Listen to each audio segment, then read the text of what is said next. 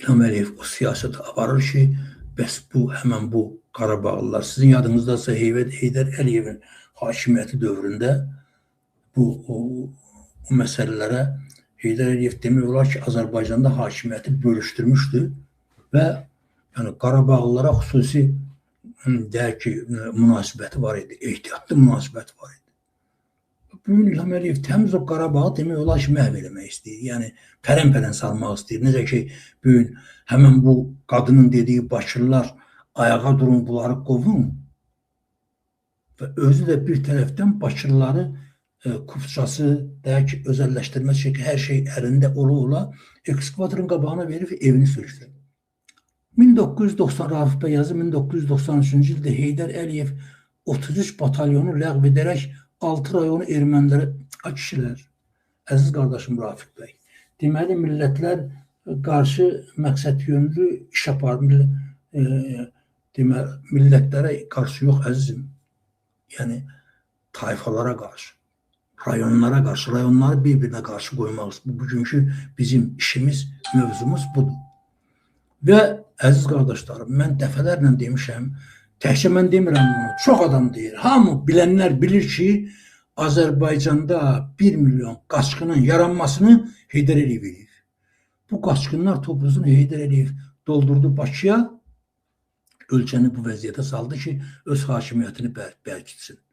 Ona görə də başını buraxdı. Yadımızda da bir dənə də nəfər çıxış eləmişdi ki, 60% torpaqları Heydər Əliyev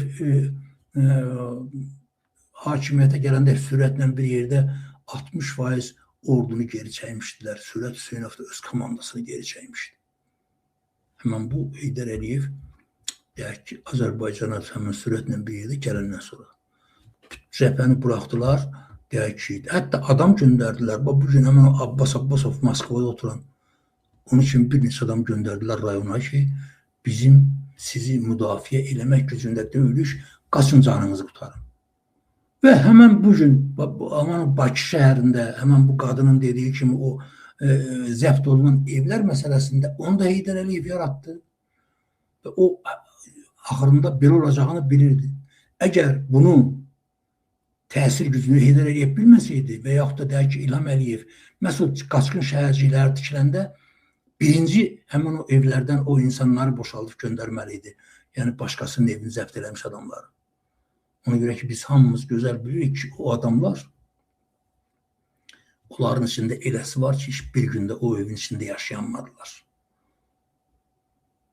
Eləsi var, evini qoyub getmişdi, gəldi, gördü ki, zəbt ediklər, çıxarda bilmədi, gedib kirayədə yaşayırdı. Yəni, belə şeylər axıb bu saatda və ondan sonra mən də şahid olmuşam, bəli.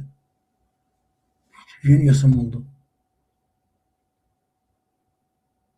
Evi də var, evdə tikif, ev alıb, belə şərəfsizlər təbii məsələdir var. Amma onlar 1-2-3 nəfərdilər ki, bu da sadəcə olaraq həmən o hökumətin yaratdığı boşluqla bağlı irəli gələn şeylərdir. Yəni, orada insanların heç kimin günahı yoxdur.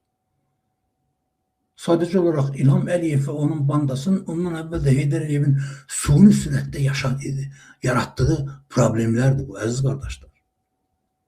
Yəni, biz buna diqqət kəsilməliyik. Biz o nöqteyi nəzərdən heç kimi qınamaq haqqı yoxdur. Deyək ki, bu qadının, bax,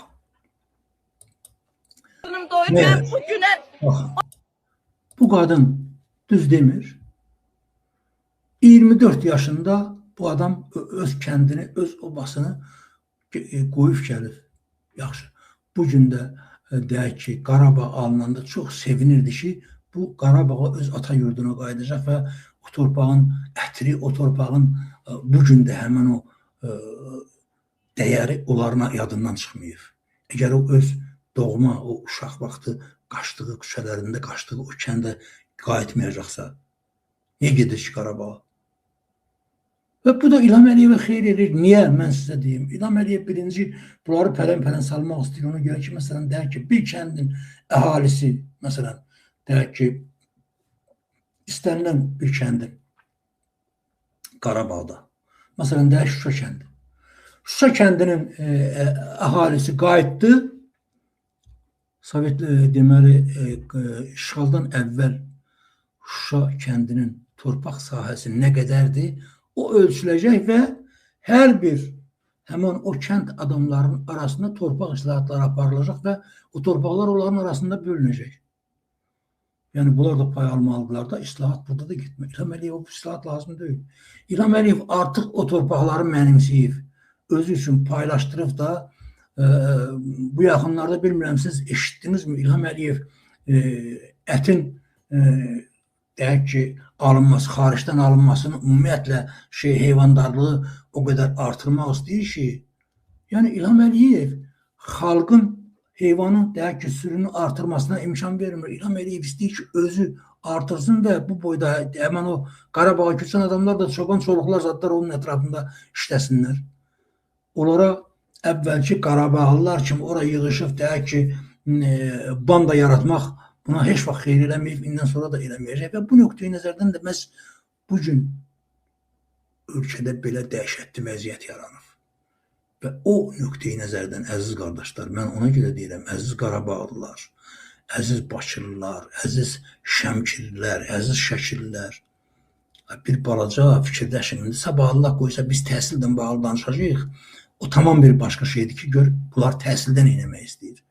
Yəni mən o nöqteyi nəzərdən deyirəm ki, bir balaca, heç inanın mənə, yəni bu şeyləri bilmək üçün o qədər də təhsilə ehtiyac yoxdur. Dünya görüş yetər.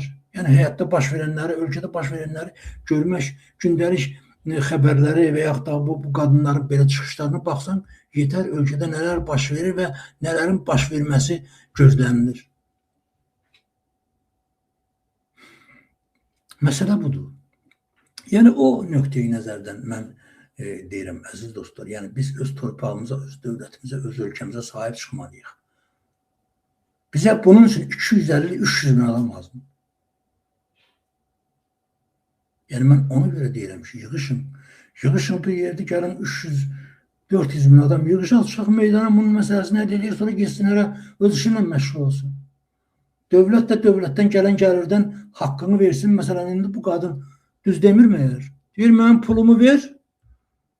Deyək ki, öz kəndimə, Muğanlı dedi, hara dedi, o kəndə. Qaydım orada özümə yurt yuva qurum. Necə mən gedim, deyək ki, Laçına və yaxud da deyək ki, mən Füzulidənəmsə, mən Laçına niyə gedim? Laçına getmək etsə, mənim pulumu verir, mən ki, özümə yurt yuva quraram. Mənə lazım deyil, mən istəmirəm Laçında, istəyirəm deyək ki, gedim Şəmkirdə yaşayayım. Əgər öz torpağıma qayıtmıramsa, əgər bu torpağa qayıtmaq o qədər vacib deyilsə, bəs onda bütün bu məsələlər, bu boyda şəhidlər, bu boyda qanlar niyə tökülürdü? Torpaq ona görə dəyərlidir ki, onlar bizim babalarımızın ruhunun gəzdiyi yerlərdir və biz bugün onlara sahib çıxmalıyıq. İlham Əliyev bu xalqı bütün hər şeydən axtalamaq istəyir. Yəni mən o, əziz qardaşlar, o nöqteyi nəzərdən deyirəm. O nöqteyi nəzərdən deyirəm ki, biz ölkəmizə, biz dövlətimizə, biz millətimizə sahib çıxmalıyıq. Biz sahib çıxmadıqsa, İlham Əliyev də deyir, bəli, mən bilirəm ki, sizə gərək yoxdur öz torpağınıza qayıtmaq. Məsələn, sən Ağdamlısan, get, deyək ki, Qubadlıda yaşa. Mən belə istəyirəm, mən bilirəm, belə yaxşıdır. Yəni, o nöqteyi nəzərdən, yəni mən və yaxud da deyək ki, gözümün içinə baxıb sana desin ki, sən heç kimsən, sənin bu torpaqda, bu millətdə heç bir haqqın yoxdur və yaxud da gözümün içinə baxsın, çörək almağa pulun yoxdur. Desin ki, Azərbaycanın gəliri, Azərbaycanın sərvətindən gələn gəlir insanlar arasında ədalətlə bölünür. Bəli, deputatlar arasında, məmurlar arasında, polislər arasında, bəli, onların haqqını verirlər. Sənin yox. Ona görə ki, sənin bu torpaqda haqqın yoxdur. Heç İlham Əliyev Qarabağın alınmasında da səni yalandan söz deyir o ki, ay, şəhidlər belə gəldi, qazda boş. Onlar gəlişi gözəl sözlərdir. İlham Əliyev doğrudan da onların qədir qiymətini bilmiş olsaydı, bu nə qazilər, nə şəhidlər, nə də deyək ki, veteranlar bugün də olmazdı. Bu qədər bəsit dostlar.